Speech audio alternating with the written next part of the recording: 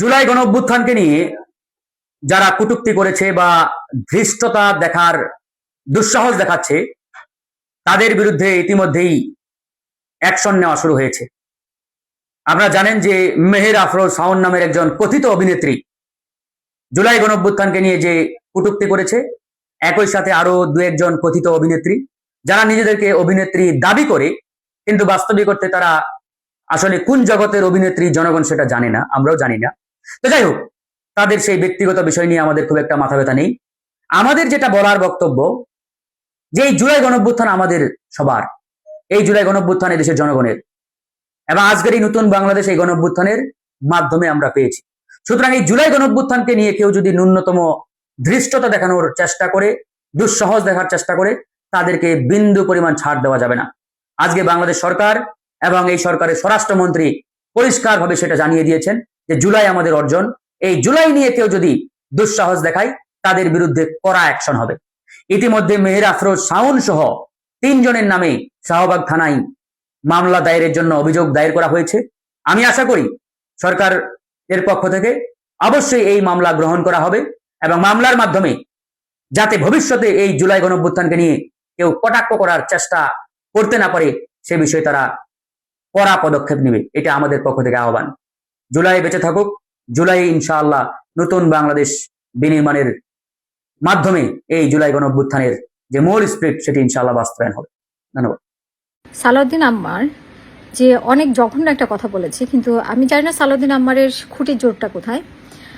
জান্নাতুল প্রিয়া প্রশ্ন তুলেছিল যে উনি 2 লাখ টাকা কোথায়, টাকার উৎস কোথায় তাদের। তিনি যেটা উত্তর দিয়েছেন, আমি একটা মিডিয়াতে দেখলাম, তিনি উত্তর দিয়েছেন যে ওনাকে যারা আইফোন গিফট করতে চায়, সেই আইফোন দিয়ে কয়েকটা নুহাস পল্লী হয়ে যাবে নাকি।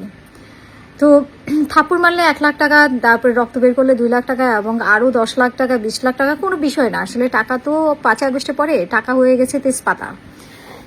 একটা গোষ্ঠীর কাছে টাকা কোনো বিষয়ে না। কিন্তু কোথা থেকে আসে এইসব টাকা, কোথার উৎস, কোথার থেকে উৎস? আর এই যে লাগামহীন কথাবার্তা, এই কথাবার্তার কিন্তু লাগাম টেনে ধরতে হবে। স্বাধীনতা মানে কথার স্বাধীনতা কি এতই স্বাধীনতা যা ইচ্ছা তা বলে যাবে, যাকে ইচ্ছে নিয়ে যখন যেমন ইচ্ছে তেমন কথা বলে যাবে? হাদিকে আমি অনেক পছন্দ করতাম, এখনো পছন্দ করি, কিন্তু হাদির একটা ডায়লগ, সেই ডায়লগ কিন্তু কোনোভাবেই মানার না। এখন এই ডায়লগটা কিন্তু বট বাহিনীর একটা ডায়লগে পরিণত হয়েছে। সালাউদ্দিন আম্মারের আসলে পেছনের খুঁটিকে, তার কোনো ভয় নেই। দেশে যে একটা আইন শৃঙ্খলা আছে, রাষ্ট্রে যে যা ইচ্ছা তা বলা যায় না, সেটার আমরা কোনো লাগাম টেনে ধরতে দেখি না। কোন দলের প্রশ্রয়ে সে কথা বলছে? অনেকেই বলছে যে জামাতের হয়ে কথা বলছে, এবং অনেকেই বলছে যে জামাতেরই বট বাহিনী পালে, জামাত বট বাহিনী আছে। জামাত কেন তাদের বট বাহিনীকে সামাল দেয় না? কেন আমাকে অন্য মেয়েদেরকে হেনস্থা হতে হয় প্রতিনিয়ত ফেসবুকে আজে বাজে কমেন্টের মাধ্যমে, আজে বাজে বক্তব্যের মাধ্যমে? এই সালাউদ্দিন আম্মারকে দেখে আরো অনেকে উৎসাহিত হচ্ছে, হাদিকে দেখে অনেকে উৎসাহিত হয়েছিল। হাদির যে ডায়লগ, সেই ডায়লগ এখন বট বাহিনীর একেবারে যথাযথ ইচ্ছায় তারা ব্যবহার করছে, যেখানে ইচ্ছা সেখানে ব্যবহার করছে। তো এগুলো আসলে কোনো ভাষা না, এগুলো কোনো স্বাধীনতা না, এগুলো হচ্ছে অশালীনতা, অশ্লীলতা। এই অশ্লীলতা আসলে আমাদের সমাজকে, সংস্কৃতিকে ধ্বংস করে দিবে। কিন্তু এগুলো যদি লাগাম টেনে না ধরতে পারে, এগুলো যে কোন পথে যাবে শেষ পর্যন্ত। ডক্টর ইউনূসের সময় তারা সাহস করে এগুলো করেছে, মব করেছে, মুখে যা ইচ্ছা তা বলেছে। এই যে টিনে চালে কাউয়া, এগুলো আমরা শুনেছি। তো এগুলো কারা বলেছিল? ঠিক আছে, ইউনূসের সময় কিন্তু এগুলো বলে যেতে পেরেছে। কিন্তু আমরা ভেবেছিলাম যে এই সরকারের সময় অন্তত মুখে লাগাম টেনে ধরবে, কারণ এদের দেখে দেখে কিন্তু অন্যরাও নষ্ট হয়ে যাচ্ছে, ওরাও কিন্তু শিখতেছে এসব ভাষা। তো সালাউদ্দিন আহমাদের ভাষা যদি কন্ট্রোল করতে না পারে, তাহলে সরকার কিন্তু আসলে এই দেশের তরুণদের আসলে ভবিষ্যৎ খুবই অন্ধকার, সব গালিগালাজের মধ্যে চলে যাচ্ছে।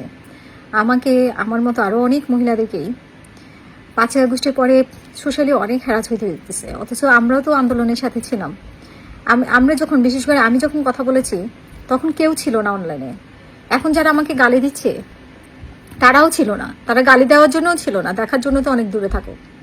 তখন আমি কিন্তু আওয়ামী লীগের হুমকি ধুমকি, মামলা, তারপরে সাইবার সন্ত্রাসী সব কিছু মাথায় নিয়ে নিশ্চয়ই কাজ করেছে, এটা অনেকেই দেখেছে। তো এখন 5 আগস্টের পরে আমাকে যেই পরিমাণ গালি খেতে হচ্ছে, কিন্তু কেন খেতে হচ্ছে তাও আমি জানি না। আমি কি খারাপ ভাষায় কোনো কথা বলছি? আমি কি কোনো রাজনীতিক স্ট্যান্ড করছি? আমি কি করছি সেটাও আমি বুঝি না। কেন আমাকে গালি দিচ্ছে? মানে কোনোভাবে দলের বিপক্ষে গেলে, আগেও তো আমি মানে সব দলের নিরপেক্ষভাবে কথা বলতাম, কোনো দলের বিপক্ষে গেলে তারা তো আমাকে গালি দিত না, কিন্তু এখন আমাকে চরম গালি দিতে হয়। এবং বলা হয় যে এসব বট বাহিনী পালতেছে হচ্ছে জামাত। জামাত কি এদেরকে কন্ট্রোল করবে? যদি করতে না পারে তাহলে কিন্তু জামাত আমাদের দেশের এই গালিগালাজের মানে একটা জনক ছিল বলা হয় যে ডক্টর ইউনূস, আর এগুলোর এখন এগুলো চালিয়ে নিয়ে যাচ্ছে, এদেরকে প্রশ্রয় দিয়ে যাচ্ছে জামাত। এটাই কি আমরা মনে করবো কিনা? আপনাদের কাছে প্রশ্ন আমার। বাংলাদেশের প্রত্যেকটা মানুষ জুলাইকে অবমাননা করার জন্য শাওন এবং চিত্রনায়িকা মাহিয়া মাহির বিচার দাবি করেছেন এবং প্রধানমন্ত্রীর কাছে, এবং জুলাই নিয়ে যে বক্তব্য দেওয়া হয়েছে তাকে কেন গ্রেপ্তার করা হচ্ছে না, জুলাইকে অপমান করা হয়েছে। আমি একটি প্রশ্ন রাখতে চাই, 1971 সালে মুক্তিযুদ্ধ কি জুলাইয়ের চাইতে ছোট না বড়? অবশ্যই বলবেন হাজার গুণ নয়, লক্ষ গুণ নয়, কোটি গুণ নয়, তার সাথে কোনো তুলনাই নেই। জুলাই একটা গণ অভ্যুত্থান, 90 এরকম ঘটনা হয়েছে, এরকম আরো হবে, কিন্তু মুক্তিযুদ্ধ বাংলাদেশের হবে না। সেই মুক্তিযুদ্ধকে বিকৃতি করার জন্য যে হিন্দু মহিলাটা অ্যাডভোকেট চৈতালি রায় যেভাবে বাংলাদেশকে সার্বভৌমত্বকে ভাগ করার জন্য, ধ্বংস করার জন্য, হিন্দু রাষ্ট্র বানানোর জন্য যে ধরনের কথা বলেছে, সেটার মধ্যে সারা বাংলাদেশের মানুষ আপনাদের আঘাত লাগে নাই? যে আমাকে দেশটা ধ্বংস করে দিতে চাইতেছে, যে প্রতিবাদ করে বাংলাদেশের থেকে, বাংলাদেশের সবকিছু সুযোগ সুবিধা নিয়ে সে বাংলাদেশের নাগরিক হয়ে যেভাবে কথা বলেছে, সেটা নিয়ে আপনারা কথা বলেন নাই। আমি মনে করি তারেক রহমান সরকার, বিএনপি সরকার প্রত্যেকটা মানুষকে এমন ভাবে স্বাধীনতা দিয়েছে, ওনারা যা খুশি তাই করতে পারবে, যা খুশি তাই বলতে পারবে। আওয়ামী লীগ সরকারের সময় পারে নাই, গলার কণ্ঠ চেপে ধরছিল, কিন্তু বিএনপি সরকারের সময় এটা না, আপনারা যা খুশি তাই বলতে পারবেন। কিন্তু তারেক রহমানকেও এই কথা বলার পর তারেক রহমানকেও ভুয়া ভুয়া বলেছেন, তারেক রহমানকে খাম্বাচুর বলেছেন, তারেক রহমানকে খুনি বলেছেন, তারেক রহমানের পালাবি কোথায়, জাইঙ্গা পড়ারও সময় পাবে না, পালাতে হবে, এই যে বাজে মন্তব্যগুলো করেছিল, কয়টা মানুষ আপনারা প্রতিবাদ করেছেন? কারণ তারেক রহমান না চাইলে বিএনপি নেতা কর্মী একটা লোকও প্রতিবাদ করবে না, চুপ থাকবে। তারা চাচ্ছে বাংলাদেশটা সুন্দরভাবে চলুক, আমরা যতই অপমান লাঞ্ছিত হই, কথা বলুক না কেন, দেশের মানুষ শান্তি থাক, দেশ এগিয়ে যাক। বিএনপির স্লোগান এটাই, তাদের এটাই চিন্তা ভাবনা। তো আপনারা যদি জুলাই শাওন যে কথাগুলো বলেছে, জুলাইকে নিয়ে সিডিআই যে বাজে কথাটা বলেছে, এটা আসলে তার স্বাধীনতার পক্ষ থেকে কথা বলে, সে স্বাধীন, যে কোনো মন্তব্য করতে পারে। আপনারা যদি এটা নিয়ে প্রতিবাদ করতে চান, তাহলে তারেক রহমানকে যে মিথ্যা বাজে বিরুদ্ধে কথা বলাচ্ছে, সেগুলো নিয়ে আপনারা প্রতিবাদ করতে হবে, তারও বিচার চাই। চৈতালি রায়, অ্যাডভোকেট চৈতালি রায় যে বাংলাদেশকে বিভক্ত করতে চায়, সেটারও আমি প্রতিবাদ জানালাম।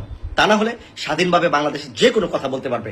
আমি যদি কোনো রং বলে থাকি, যদি কোনো প্রকার ভুল বলে থাকি বা যুক্তি ছাড়া কথা বলে থাকি, আপনারা কমেন্টে জানাবেন। ধন্যবাদ সবাই। আজকে এই ঐতিহাসিক মধুর ক্যান্টিনের সামনে থেকে আহ্বান করছি, এক হাত হাতে রেখে আসুন, গণভোটে যারা আমরা হায়ের পক্ষে ভোট দিয়েছিলাম, গণভোটে হাঁ ফোরাম, সারা বাংলাদেশে আমরা গণভোটে হাঁ ফোরাম গঠন করব এবং যার যার দলের ঊর্ধ্বে